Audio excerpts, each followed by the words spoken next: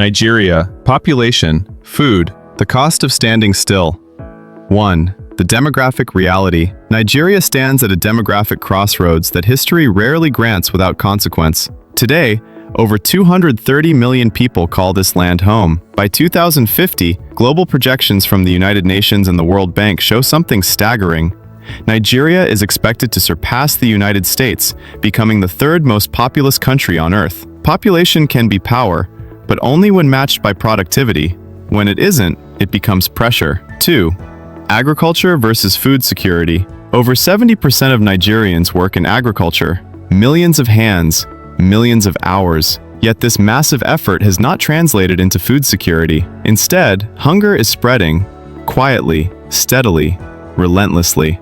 3. The numbers of hunger. In 2024, 26.5 million Nigerians faced acute food insecurity. By the 2025 lean season, that number rose to 30.6 million people struggling to access adequate food and nutrition. Earlier projections warned that 33.1 million Nigerians could be at serious risk, up from 25 million just a year before. And the outlook for 2026 is even more sobering. 35 million Nigerians potentially facing hunger. These aren't statistics. They are skipped meals, empty markets, children learning on empty stomachs. 4. The painful paradox. This is the paradox. Nigeria has roughly 70 million hectares of agricultural land, rich soil, diverse ecosystems, abundant human capital. By every natural measure, Nigeria should be feeding itself, and more. Yet potential remains locked away. 5. Technology gap. One of the clearest reasons is the low adoption of modern agricultural technology. Fewer than 1% of farming households own a tractor. Over 70% of farmers still depend on crude, manual tools that limit scale, efficiency, and resilience. Only 6% of arable land is irrigated, leaving harvests at the mercy of unpredictable rainfall. 6. Global comparison. Elsewhere, the story is different. In countries like the United States, Brazil, and the Netherlands, between 20 and 40% or more of farmers use precision tools, mechanized systems, and smart farming technologies. The result is higher yields, stable supply, exportable surplus. Technology here is leverage. 7. Why modern agriculture matters. Modern agriculture is not magic. It is systems working together. Mechanization reduces labor bottlenecks.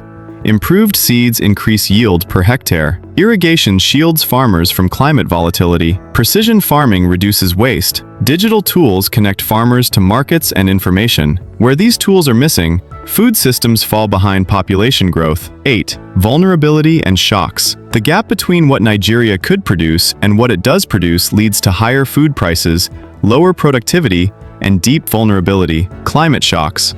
Inflation.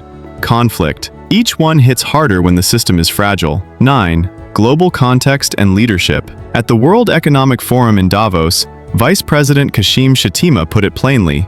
The trajectory, as I've always said, of global growth is based in Africa, and Nigeria will certainly make or mar that destination. 10. The choice ahead. A country projected to become the world's third most populous cannot afford to feed tomorrow with yesterday's tools. This is why modernized agriculture is no longer optional. Delaying adoption does not preserve tradition.